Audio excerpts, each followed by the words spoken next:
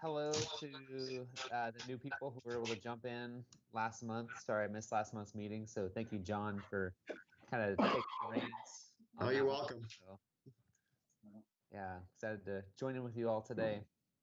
So I'll go ahead and start with roll call. Eric, I'm here. John? I'm here. Brian? Here. Joy? Here. Steve? Yeah, right here in my spare bedroom. Excellent. And Brian? Also here in my spare bedroom. Donovan? I'm here. Well, Rodney? Here. And Manny? Here. Excellent. Cool. So, John, we have you on the agenda for introducing the new members. That was my bad. Sorry. Okay. Oh, okay. On from last time. So. Yeah, feel free to go ahead, Eric, if you want to introduce them. Yeah. Or so were they not part of it last month? They were. Yes. They were. Yes. Yeah. Yeah. Okay. Cool. So everybody, were you guys able to introduce each other? Did everybody get to know each other? Okay. Yes. Yeah. So we'll go ahead and just skip over that item then. So I don't have any adjustments to the agenda, and so we can move on to approving of last month's minutes. I will leave that up to you guys as far as reviewing what was discussed and if there are any errors that you saw. So Eric, real quick, I know Jason is running a little behind. So if we can move, I was looking at the order really quick.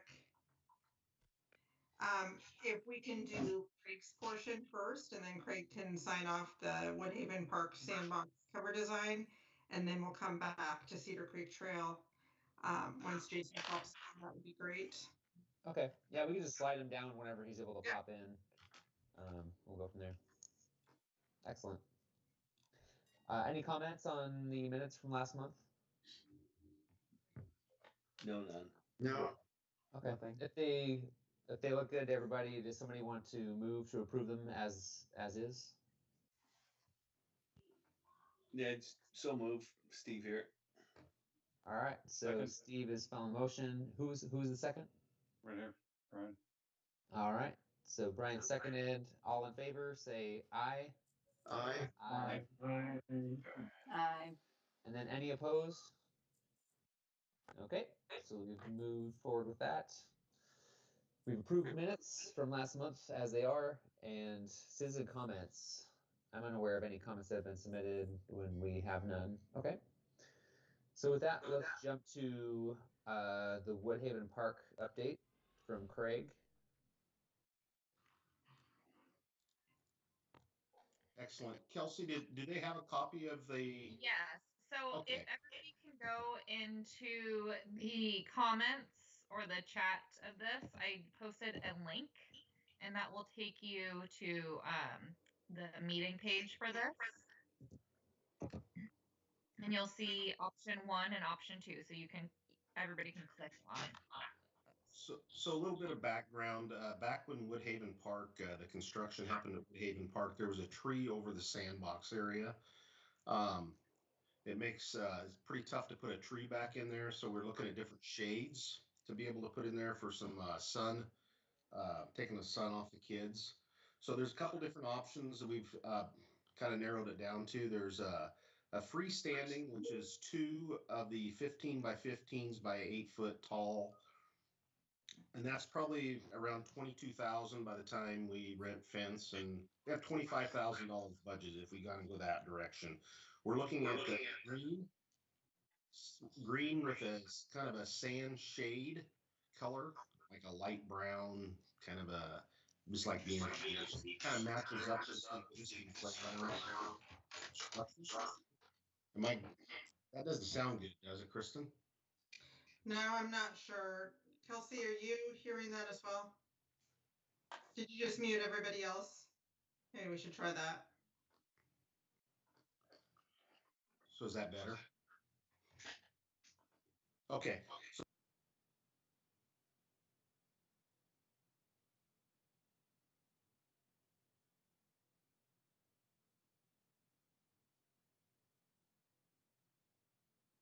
can Hold we on. unmute Craig? Sheldon or Craig? I can't. Craig, you have to unmute yourself. Am I in here? There you go. There we go. There's just me and my dog in here having a conversation, I guess. So the one is a 15 by 15. That's 2 shades that would go inside the sandbox. We were able to get a rendering done on that one before the Parks Board. I think that one will be about a little over 22,000. We have 25,000 budgeted. The other style is a 4-post. They're 24 by 24 with an 8-foot eave, and that's got 4 posts and 1 top shade that we would probably take down during the winter months if we went that direction, because of just how big it is. And then I think that one will come in about 19 to 20,000 when it's all said and done. So really, it's pretty close. We're trying to go with existing colors of the playground of green post with the sand shade on both those. So really, we're just looking for some direction, what you guys would like to do. And so we can get moving forward on it. Our pricing is good till the 9th of this month. We would hope to order, could take a while through the holidays, and install early spring or before early spring is if we can get it here by then. With COVID and everything, I can't guarantee it, but we'll try. So there's a lot of places are still shut down, and it's weeks and weeks to get stuff. So that's the 2 shades. And did you guys hear that when I was talking about the tree that used to be there? Yeah. Okay. That's the reason why we're doing this. And just in terms of covering, are they about the same? Yeah, you got about, with the 2, you'll have close to 30 feet of covering versus 24 feet of covering. So it's just I'm like slightly super more with the excited two. about this. Sorry. Joy, you've been waiting for so long. I am so excited that this is here. So thank you. It seems like the big differences are whether the posts are in the middle or on the side. Is that it, essentially? I didn't hear the question. It sounds like the big difference is whether the posts are in the middle of the sandbox or on the outside of it. Is that? Yeah. Okay. I really like the looks of number 2. I think it looks better, but I do get that if it has to be taken down in the winter, maybe that's a problem. But it looks a lot better than number 1, I think. Yeah, Craig, are you aware of any maintenance differences between the 2? Would one look like it maybe more of a nuisance? No, the biggest thing between both of them is on the 4-post, it's different permitting than on the round ones. That's really the difference. We don't take down the shades at Stella Olson. I'm just thinking with the 24 by 24, that's a pretty good size shade. We might have to take it down. I'm not 100% on that, but that's a pretty good size shade to leave up during the wind. It sounded like the option 1 had just slightly more coverage than option 2, you said, right? Yeah, because you get on the lengthwise, you'd go 15 and then 15. So you get about 30 feet out of that. Yeah. But you'd only get 15 on the sides. Are either of them water repellent at all? I would think they would hold some back, but you might get some through. I mean, I haven't been down to Stella Olson, and you're not going to get, I mean, if it's pouring down rain out, you're probably going to get drenched if you're there a long time, but it's also going to hold some of that back, but it won't hold it all back. But if it's like, one of those lightly raining days, you could still theoretically use the sandbox without being Yes. caked in sand. You could, option 2, you can see the picture was taken during the rain, and you can still see the driving around a little bit. Yep. Okay. Yeah, I was going to say from an elementary teacher perspective and having had plenty of playground duties as well as being a PE teacher and thinking about kids and movement, I agree with Brian with the aesthetics of the outside of the inside, the play area, and then thinking of kids that are coming and going from a safety standpoint, just the movement in and out of the sandbox, not having those center posts that would be, getting blindsided by those as they're playing in and out with the toys or with each other. So I like the exterior model of the post from, again, from a safety standpoint and from a movement standpoint. I think that would be safer for the kids and where the others are located. I'll second that as well. I'd like that design. I mean, one for traffic and being in the middle of the play area with the poster there, but another option too is just, I mean, if it is raining, it is nice to have a central area that's kind of blocked to some degree. I mean, if you have the two individual canopies, you have that big gap in the middle where eventual rain you're kind of trying to avoid. So it's kind of nice to have one solid covering. Yeah, I agree. I agree as well. Yeah, Me too. Steve here. I think either one is fine with me.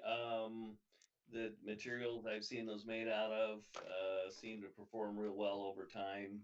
Any of them I've seen, so I'd be happy with either one.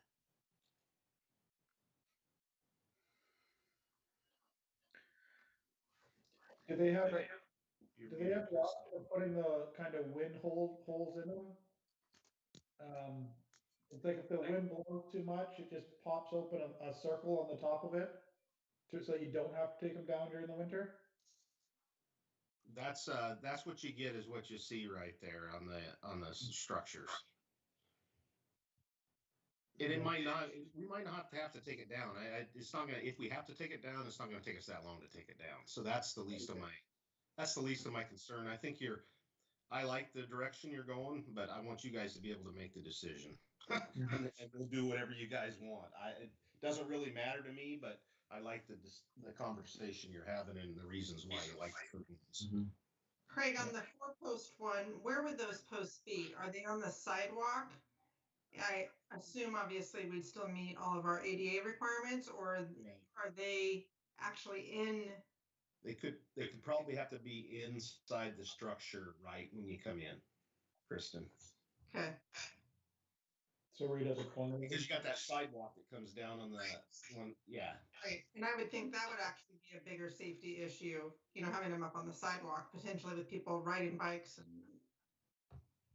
just all of that. Right.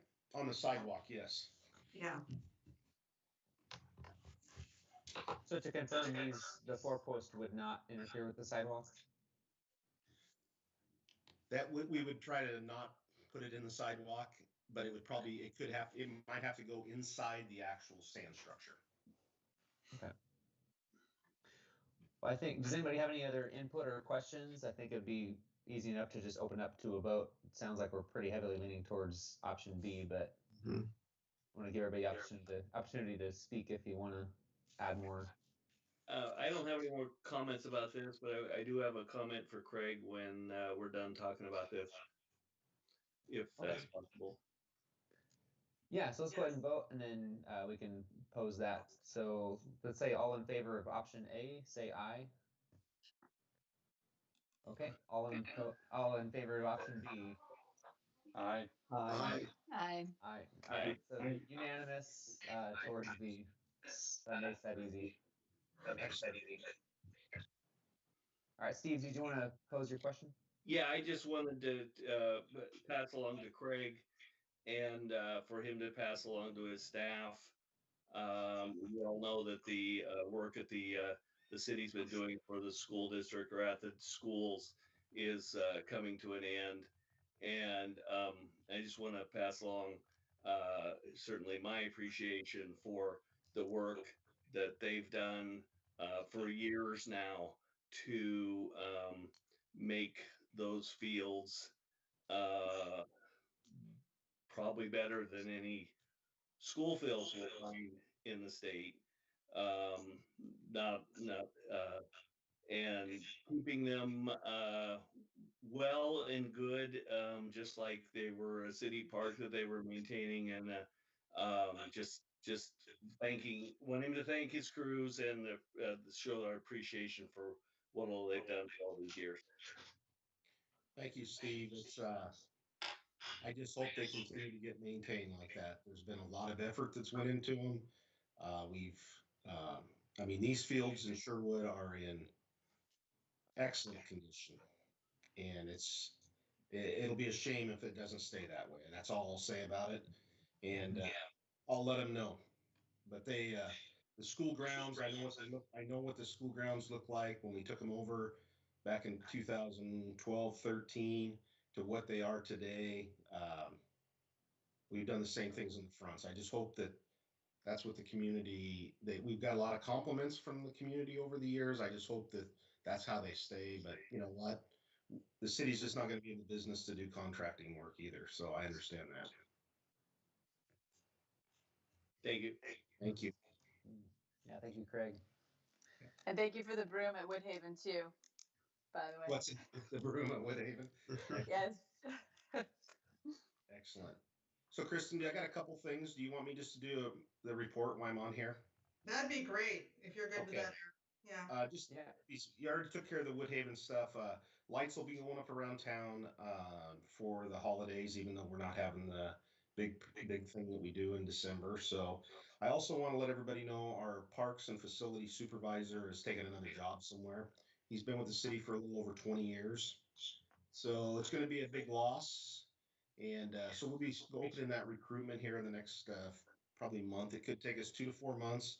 One of the things, once we hire the person that's going to do that position, they will be going to the Parks Board, coming to this meeting on a monthly basis and giving you guys reports on what's going on. And so, yeah, Darren was a great employee. He's moved to another city, so hopefully he can take what we've done over the last 20 years and help that city out. So wish him the best. We're also in our leaf season, so you're going to see that going on. And then what you're going to start seeing is some of the outsourced work that we've been doing. We're going to be beefing some of that stuff up, as well as bringing some of that back in-house. That goes back to Steve's comments about the school district. There's going to be some streetscapes that are going to come back into town or back in-house. And then we're pulling streets from the parks and facility section, and that's going to be placed in it's a reorganization, small one, into our utility side, because that's all funded off of revenue versus general fund. So those are the things you're going to see. And then we've had one little issue so far that I've been made aware of with the school district, the transfer. I guess we have our lights set up.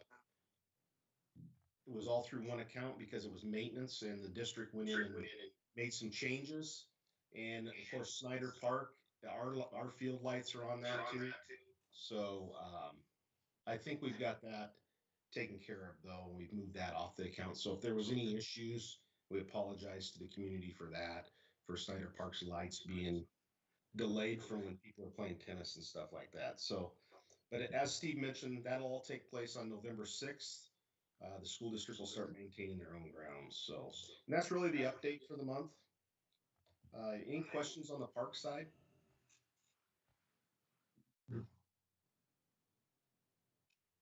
Excellent. That's all I got, Kristin. Thank you, Craig.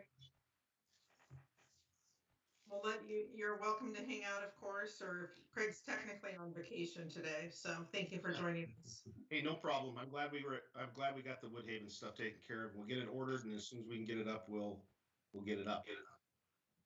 Okay. All right. Thank you. Have a good night. Thank you, Craig. Thank you.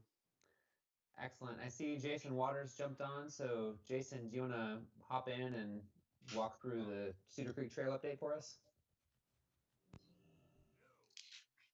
Yeah, can you see me there? I'm just put a face with my name here for the new Parks Board members, but I will share my screen with Kristin and Kelsey here. And Kelsey may have to, there we go, share content.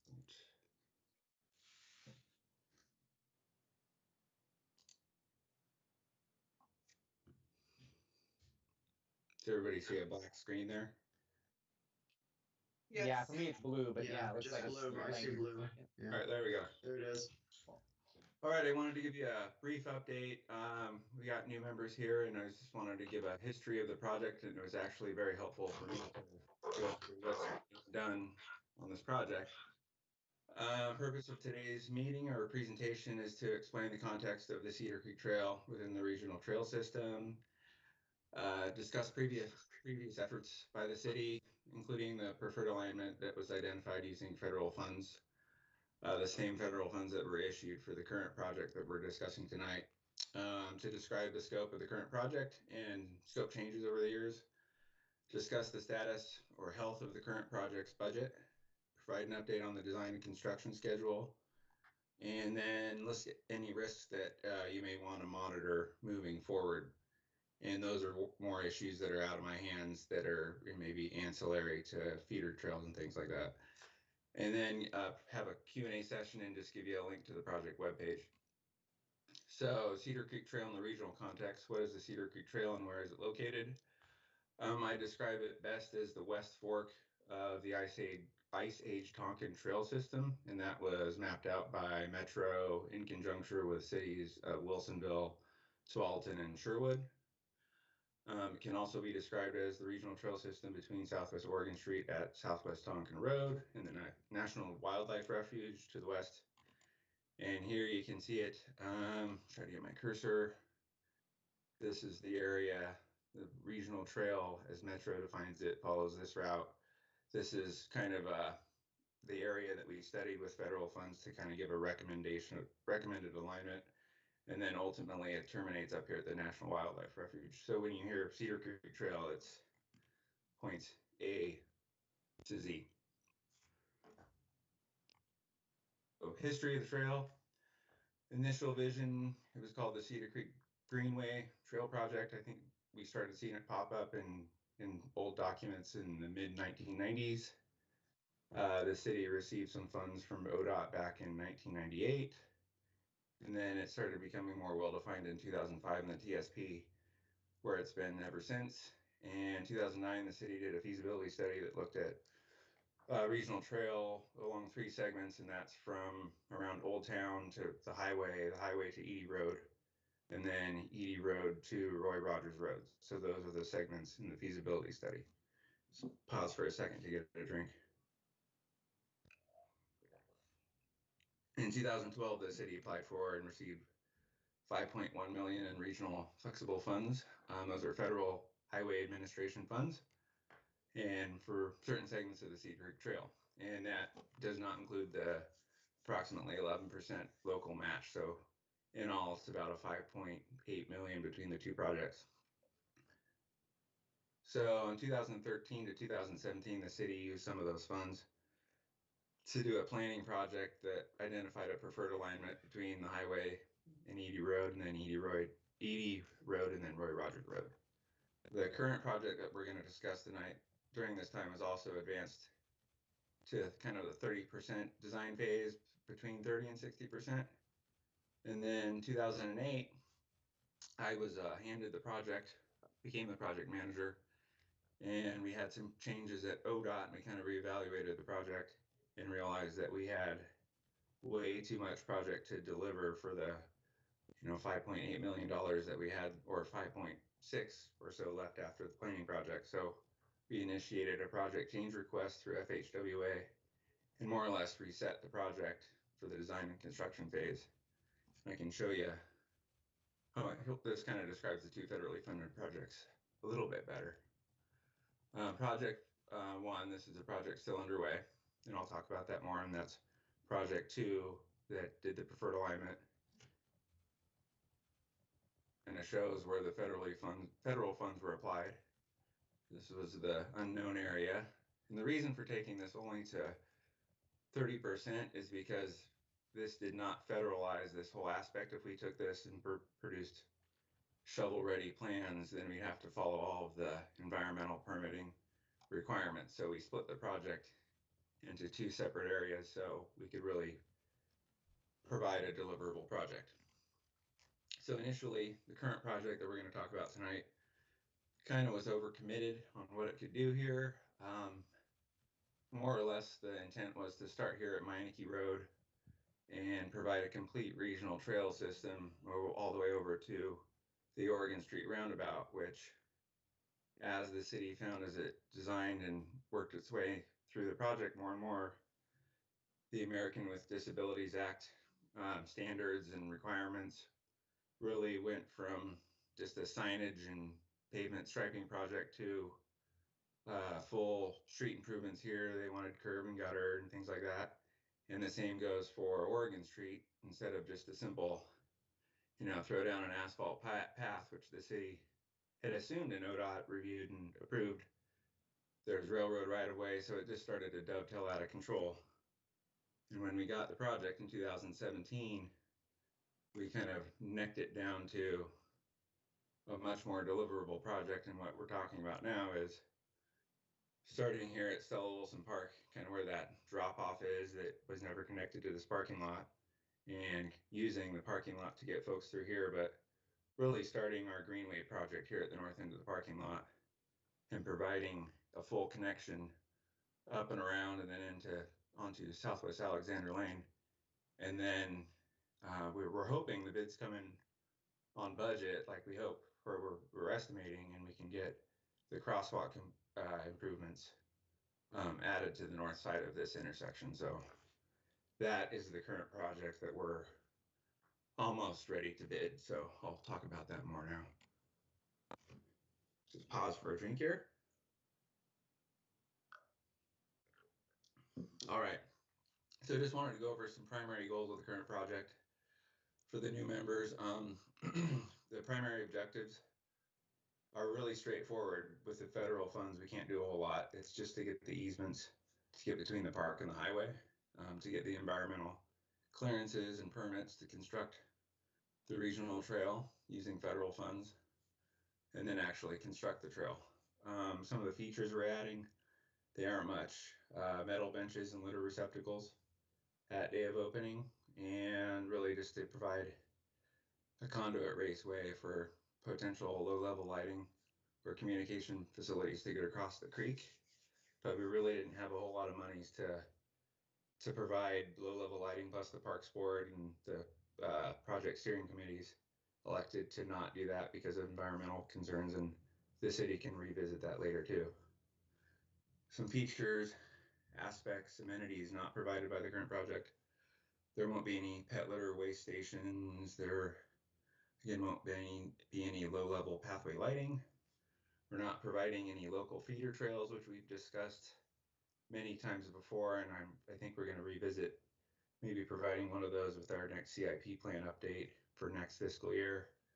There aren't really any interpretive signage or kiosks, and we discussed that several times before, and the reason is that the federal fund, the FHWA funding for highways requires all those signs to have the MUTCD compliant letters, so it would have looked really weird to have, Stella Olson Park in 4-inch tall letters that you're just walking up to a small sign. So those will not be completed, and no significant trail wayfinding signage. Project budget. The good news is that this is the project budget from 2018, and here's the current project budget for 2020. Is no changes as of today. I went over that with ODOT and our consultant. We do need to have a bid opening to set that in stone, but also of note here is that this is the right-of-way phase. Although we haven't gotten our certifications all the way approved, we're close on that. All the case files are settled out, and we know that we're going to have about an additional $240,000 of this transfer over to construction. So we should have about $4 million to construct the project, which is good news. And our estimates are right around this point right now. So that's kind of the thing, one of the risks that we'll be monitoring over the next few weeks or months. So the schedule, last year at this time, we had programmed in a September 28th final bid documents being due to ODOT with a November 19th, 2020 bid opening date and an August 2021 completion date. And that would just be the trail open to the public.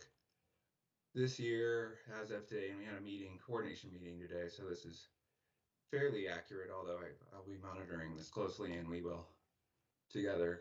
November 13th, 2020 final bid documents due, and a January 19th, 2021 bid opening date. But still a similar August or late August, early September completion date. And that's because we're finding the duration of construction is not going to take as long as we had initially thought. So the Labor Day date's the one I'm trying to target and make a goal. So kind of out of our hands, but I think we should keep an eye on that for sure. So, several week delay. Okay, what what happened there, I think a lot of things have happened over the last 12 months. We're currently still trying to submit a right-of-way utility certification form, and we have everything ready. We've done some design changes, and everything's going to be okay. But what was missed is there was a PG ran some conduit over to a cell tower north of the parking lot, between, I don't know, 60 and 90%, and that wasn't caught. So they were unable to get sign off from whoever, put the cell tower in PG. So that's resolved. So I think we're putting that certificate or certification form tomorrow to ODOT. We had some issues and concerns with the 100-year floodplain elevation changes. City code exempts trails from our floodplain code, but CWS requires you at least balance out your net fill. And we were thinking this could be an issue, but we're proposing just to empty that pond there, that little detention pond to the north of the parking lot, which would be about 500 cubic yards of storage. So that might be a slick way to get around that. And really it's up to the city on that. So we're proceeding under that assumption. So that's resolved. We've also had some last minute archaeological permit review issues, which as of today have been resolved, and they're going to review that and issue the archaeological permit next week. We had issues with the right-of-way negotiations with condos. We thought we might be going to condemnation there, but we were fortunate to resolve that through settlement. Last spring we had a arm of our storm system that was declared a fish passage, which is going to be kind of interesting. I can show everyone this location when the trail's built, but kind of describe it as we'll have a big culvert over a ditch.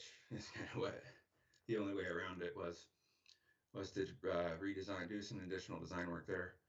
We were required to complete some additional geotechnical field explorations, and that was kind of due to some scoping issues.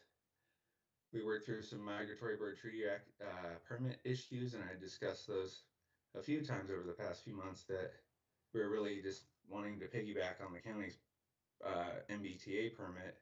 Well, the director there didn't sign it until I think August 30th, so I didn't even get that in my hands until the end of September, which is awesome because that's a huge permit and we've got that resolved, but it just took forever to get it done.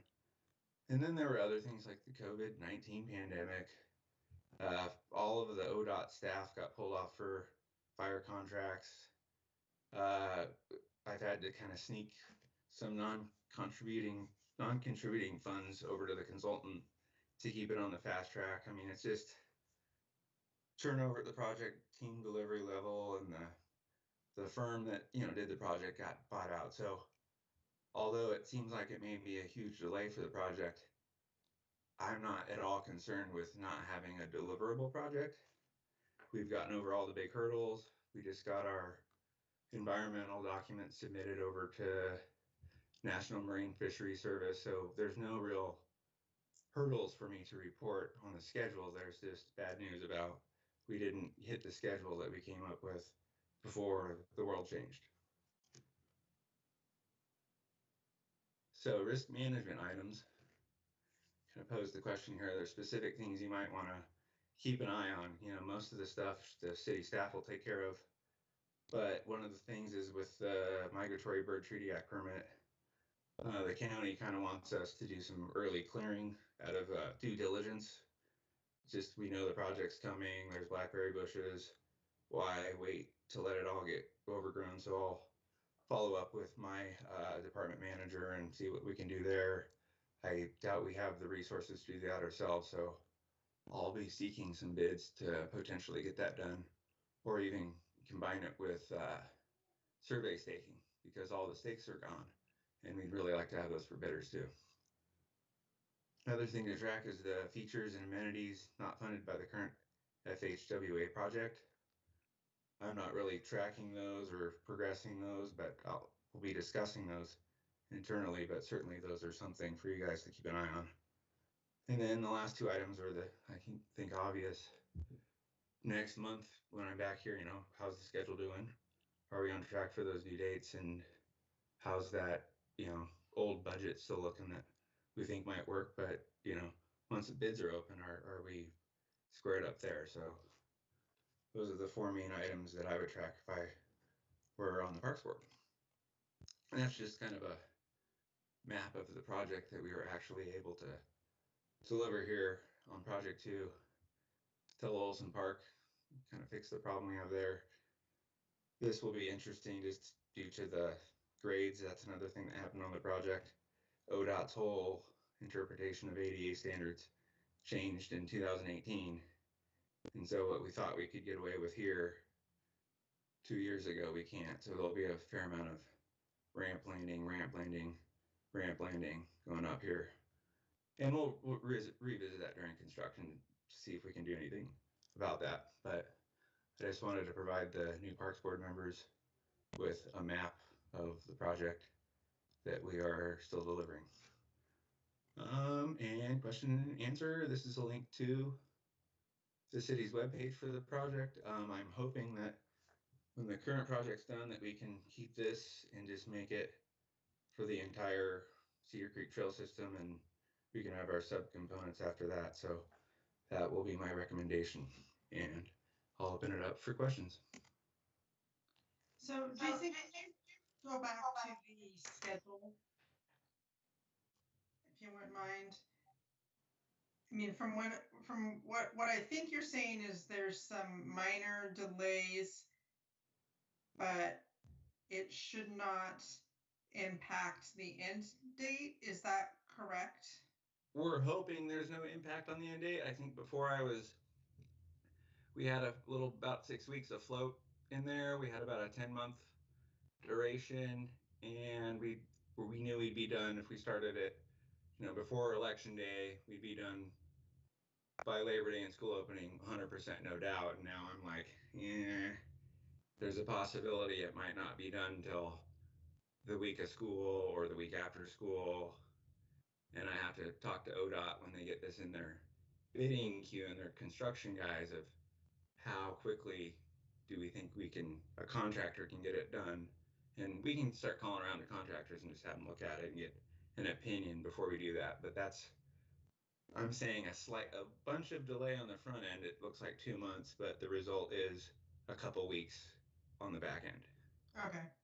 So we're not at risk of missing some of those windows of where work needs to be complete. We should be able to, I don't think anybody's going to be, not to speak for Parks Board, but too upset about a week or two, as long as we don't end up missing one of those big windows of when work needs to be done. For sure, yeah. We're going to hit actually probably the in-stream work window at a more convenient time for the contractor. And it's just that risk item of clearing the project early on, which I think is a smart thing for us to do. And that would be the only kind of risk there. But we're definitely not going to be charging into the project in April once all the vegetation and birds are established, and then risking getting the boardwalk structure over the creek. So it's basically the same project in light of all the troubles that we've been going through over the last year up and down the board. And then my other question was in regards to budget. And I believe that you're anticipating that there's going to be a shortfall. I thought there could be. I think that was more of a wake up in the middle of the night scenario. I was just worried there would be a shortfall if the bids came in at 30% over the engineer's estimate. And that's just me being paranoid. That could happen on any project. And that's more of how does the city handle its contingency funds we're budget based. And that's something that Julie and I are talking to the finance director of, how much can we absorb above the bids without affecting the budget legally. Right. Okay. And sorry, I know we're getting into details, but I'm trying to anticipate the questions. And we would then figure out if that's coming out of SDCs or contingency, or what account that's coming out of, or has there been discussion? That's the part I haven't had discussions on, and that would be, I kind of primed Julia with, here's what pots of money could be used. Okay. to cover the shortfall. And I think we're kind of waiting for this month to flush out any costing issues, and then to run with that we may be able to capture it with the supplemental budget in December if we go there. And so that's where I'm trying to kind of keep an eye on it and hedge our bets and risk management without kind of freaking out and trying to go, well, let's plan for the worst. I think that's the way to do it, is plan for the worst, but I don't think we need to go get a resolution now before bidding that says the city wants to fund more than, based on the engineer's estimate. We want to wait for the actual bid opening to occur, but be ready for that. Right. Okay. Yes, and for the Parks Board, that's just going to mean that we're going to obviously want to keep a close eye on that, because if it does look like we're going to need to dig into park SDCs, that will impact our future projects. So that's just something that we'll need to talk about and think about.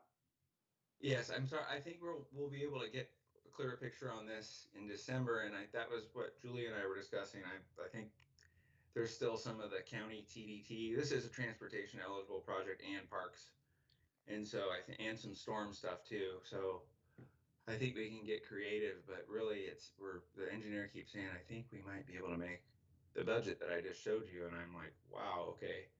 It's like a 8-year-old budget, but it's looking like we can do it, which would be awesome. Great, thank you. Any other questions? Do you have any anticipatory date on the beginning of construction? I think you might have mentioned it. I missed it. Oh, can you hear me? Okay, sorry about that. Targeting February, and that's kind of the part we're monitoring right now, because we have some response from the National Marine Fisheries Service. Somebody has to sign a document there that the ODOT biologist was saying, that could happen anywhere from 2 weeks to 6 weeks from now. And we're planning for the 6-week version, and that would put us at starting construction in February. But realistically, we found that if we rush this project to that November 19th bid opening date, contractors were just going to sit on the project for Christmas and really not. That's kind of where the end date ended up being basically the same thing. So we're early 2021 is how I would describe the start of construction. Gotcha. And is there how much leeway is built into the new schedule, given that lost a couple of months up front?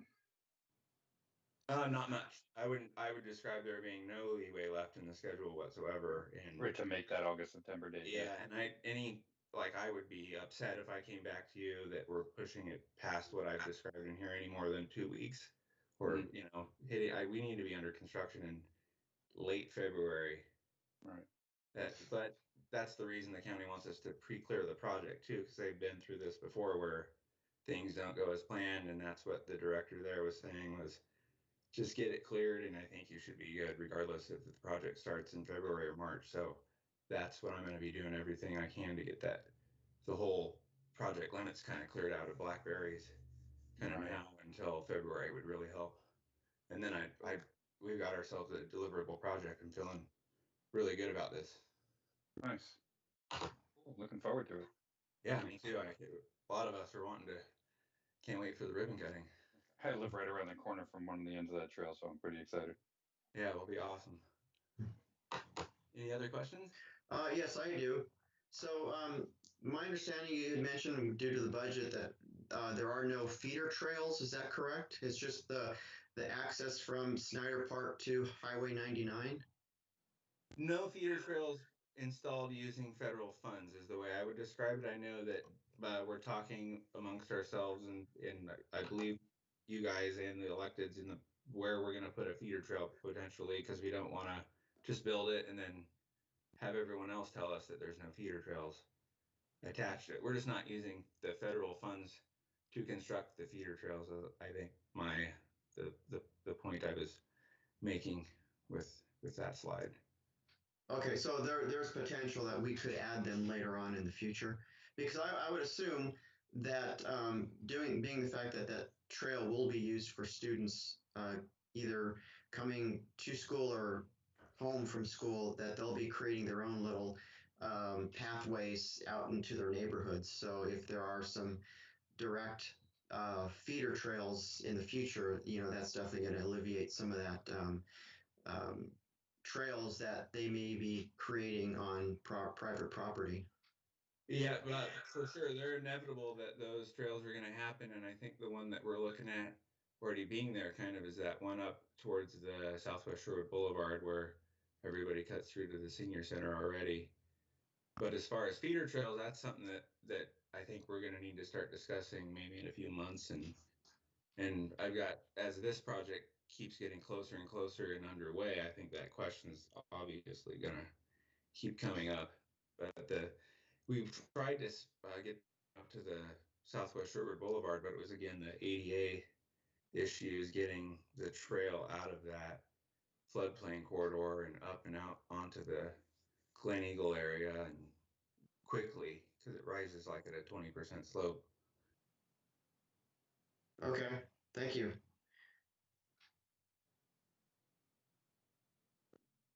Excellent. Any other questions for Jason?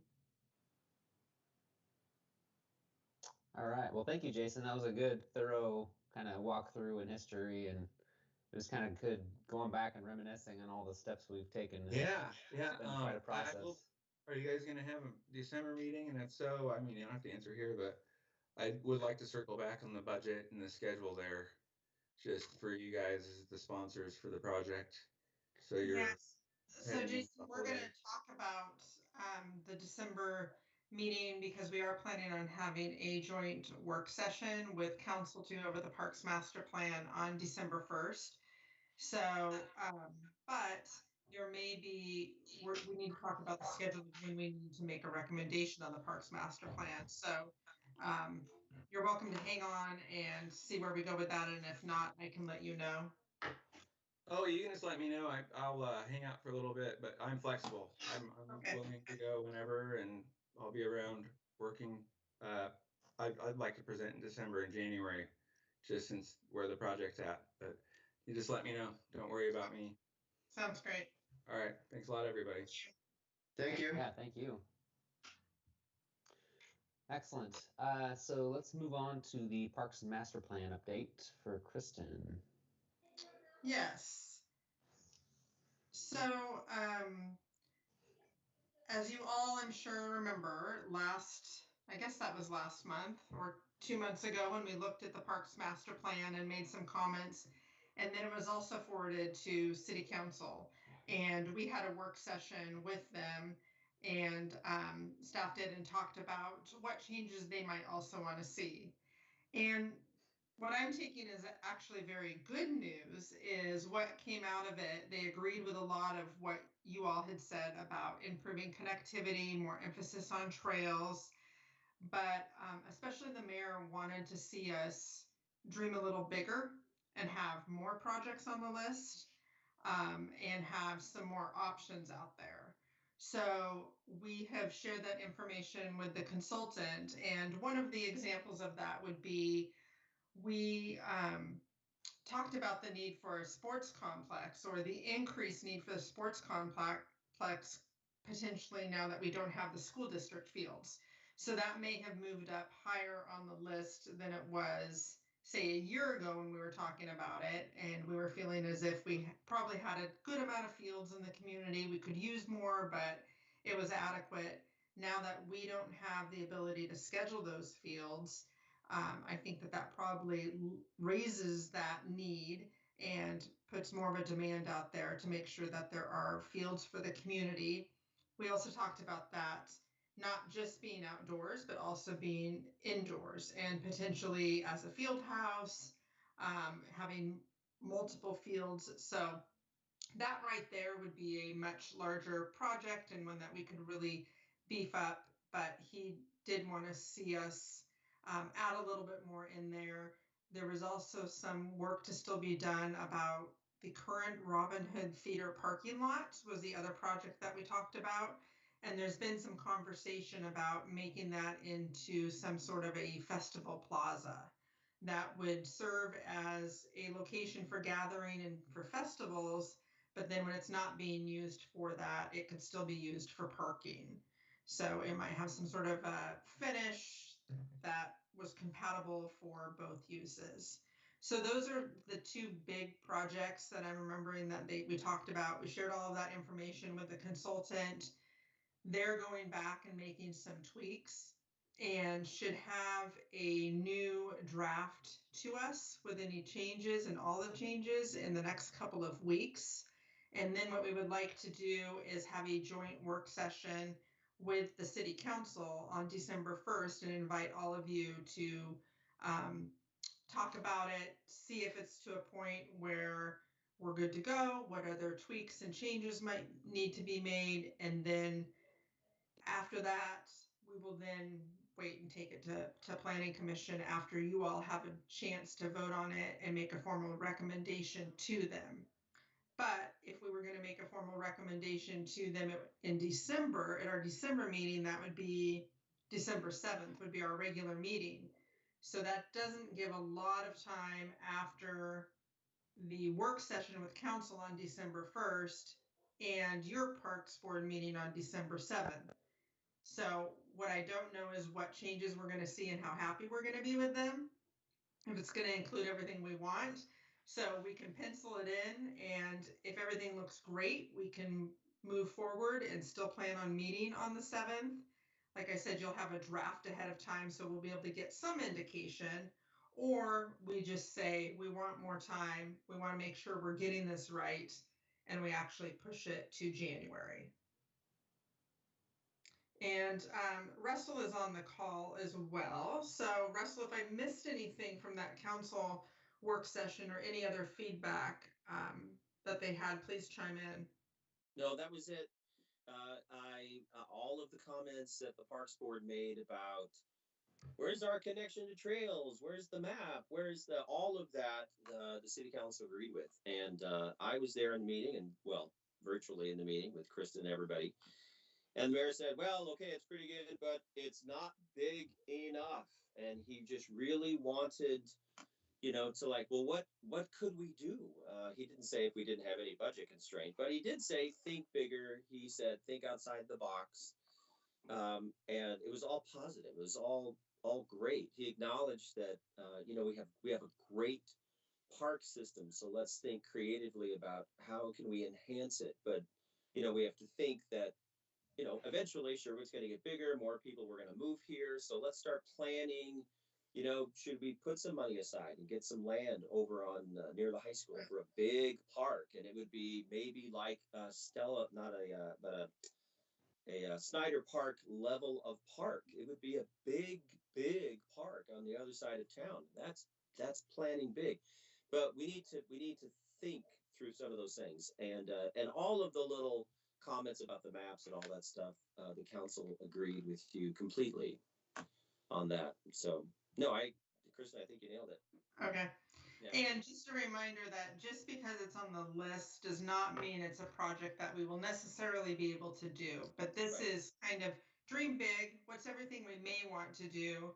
And then from there, we'll have to pick and choose and prioritize depending on budget and timing and all of that. So it's not necessarily a commitment to do all of that, but basically we can't do it if we don't plan for it. So we really want to think big and make sure we have everything on there that we may want to consider doing.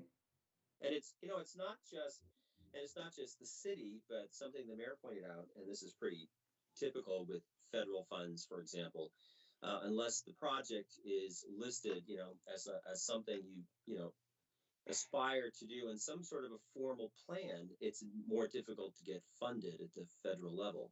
So we're trying to put some not, realistic, really cool, really awesome projects for the city, and maybe with some creativity and just getting on the right door at the right time and knocking, there might be some federal dollars out there that could help assist us, create some of those facilities. So that's what he's thinking. I think it's great. Thank you. Yeah.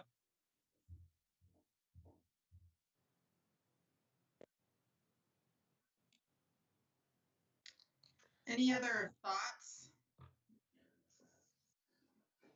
No, I'm looking forward to. Oh, sorry. Go ahead.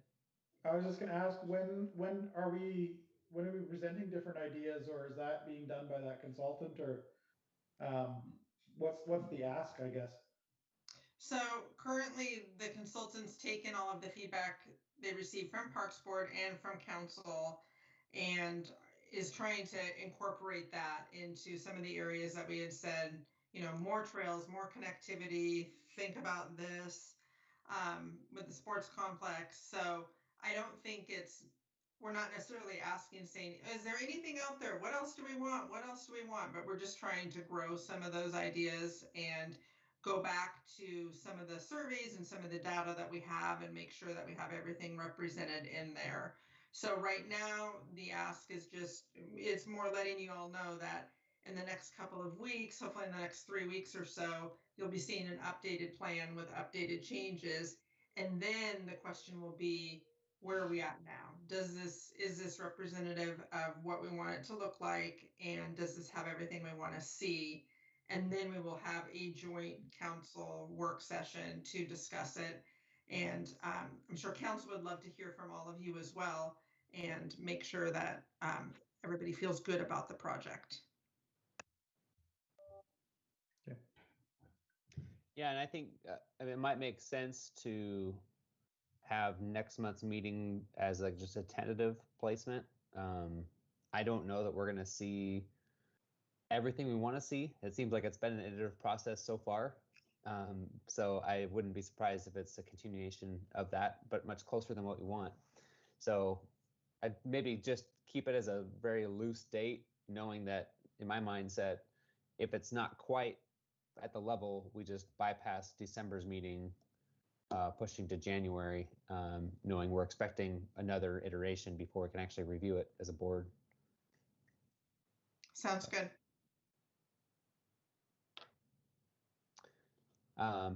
Yeah, so I think from there, we're just kind of in a holding pattern until we see that. But yeah, so we can cover that date again as we're concluding this meeting.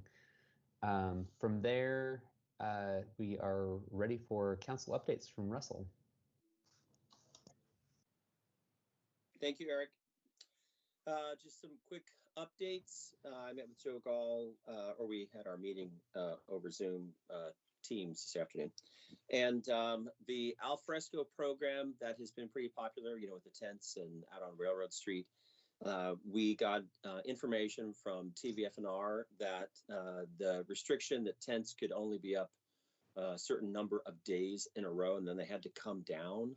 And that was for like a 12-month calendar time period. They have waived that. So it's likely we don't have a specific plan, but they will certainly be up longer. One of the issues now is making sure that you know, the facilities are appropriately safely heated.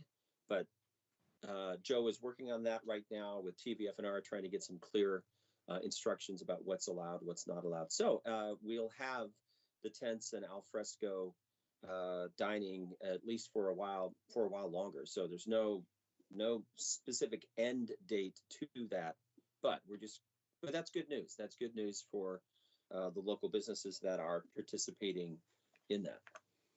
Let's see, we have a comp plan work session coming up as we're talking about more parts of our comprehensive plan. That's an ongoing activity. We just had a recent work session on that with the comprehensive plan team, and we're working through like part 5 of 6 parts. Coming up in council, the next work session, since we're not meeting on tomorrow, we're meeting in a couple of weeks. We will be talking about Sherwood North, a potential UGB expansion. This would be primarily, along the lines with our economic development goals.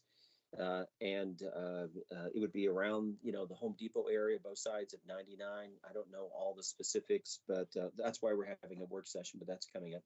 There's also, we'll have a work session that same night about maybe re-looking. I know that I don't remember how much the funds were, but we've recently gotten some funds, I think from Metro, to re-look at Sherwood West. The Sherwood West preliminary concept plan, which basically is all that area on the other side of Elwood surrounding the high school all the way down to 99 up and including and even past Edie Road.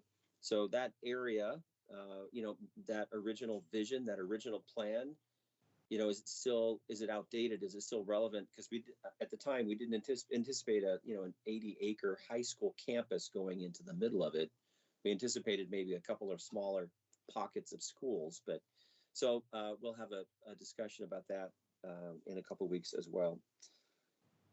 Supplemental budget, that always happens around this time of year, is adjustments get made, and David's going to walk us through those. It's potentially we'll be talking about this code update for signs. So I think we might still be discussing whether that's going to happen or not, but this would be updating the code in the city of Sherwood in regards to signage. And then the December 1st, the big work session. Looking forward to that with the Parks Board coming together and, really digging into the Parks Master Plan. And then finally, if you haven't voted, you still have, hours to vote until the polls close, tomorrow. Get that mail-in ballot, not in the mail, but into we're so lucky to have the box just right over here by the library. So get it in, and do your part. And hopefully, we'll all be tuned to our televisions tomorrow afternoon and just tracking how that goes. I know that Joe said he talked to Chief Growth for the past several months. They have been talking about election night, election day. And so I don't think the chief anticipates, at least not here in Sherwood, any particular issues. Any civil unrest, I think, would be the official verbiage, but the police department is ready and they've already made plans, and so they're in case something happens, but for the safety of the citizens. But I think that's it, Eric. That's all I got, unless anybody has any questions of council. Actually, I have just one. As you're familiar with, Russell, is when you and I were on the planning commission, we actually dealt with the signage for the city of Sherwood. Right. And I was wondering if you're talking about revisiting both permanent, temporary, and the flag type everything, or is it just strictly just one type of signage? Yeah, it's really just a couple of minor updates. The topic at the moment would be those flag signs. So okay. the main consideration, is right now the time to change that code and force restrictions on local businesses. Maybe this is not an appropriate time. We've actually kicked this can down the road a couple of times because of COVID-19 and all of that. But that has been brought to council so we can talk about it, and it's on consent. Let's see, is it on consent that night? I think it's the sign code is, it might be on the 17th. Anyway, it's coming up either the 17th or it's coming up on December 1st. And I didn't get a chance to talk to Joe about it today, but I certainly will. I mean, if it seems to me like maybe we're not necessarily making the head roads that we want to with our small businesses, we might need to kick that can down the road some more. But I don't know. But you're right, John. It's mainly those. It's mainly the flag signs. So okay. Yeah, I just wanted clarification on that. Yeah, it's not the whole thing. Yeah, it's not the whole thing. Yeah. Okay. Excellent. Well, thank you, Russell. Yeah. Excellent. From here, so really as we close the meeting for today, I don't think there were any other outstanding issues from the agenda. But Kristin and I were talking about, like I kind of hinted at earlier, potentially canceling December's session because we have the work session coming up the first Tuesday of December, right? What time is that, Kristin? I haven't been told yet, probably around 6 o'clock. I think that's the only work session, and if so, it would be 6 most likely, but I'll keep you all posted. Okay. Yeah, so if you can all mark that in your calendars for Tuesday the 1st. It's yeah, if we can get as many people as we can to be involved in that, that would be great. It's a fun, unique experience, I think, to join council directly as we work through things like this. So let's mark that down. We'll tentatively keep our meeting in the schedule as well, but I think there's a high likelihood we'll probably cancel that. It'll just depend, I think, on what we get from the proposal group, MIG. Right. So, all right. Well, with that, we can adjourn today's meeting. Thank you all so much for joining in and jumping in. I just thought of one more thing, Eric. Sorry. Oh, yeah.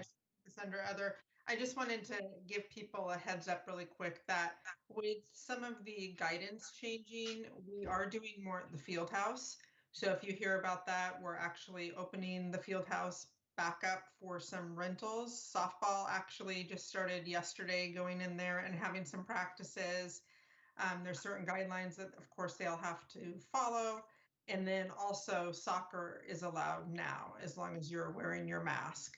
So if you see more activity around the field house or hear about it, that is why we are, like I said, mainly focusing on rentals right now and not trying to necessarily run any programs ourselves, and letting them come in and rent the facility, follow social distancing guidelines. They also have to designate a monitor and handle all of that on their own instead of having our staff handle it. But yes, just wanted to mention that. Awesome. Well, thank you, Kristin. Yeah, thank you everybody for jumping in and being a part of this today. So we'll keep in touch and hopefully you can join us on the 1st. Great. All right, thank you. All right, Thanks, everybody. All right. Thanks. See you later.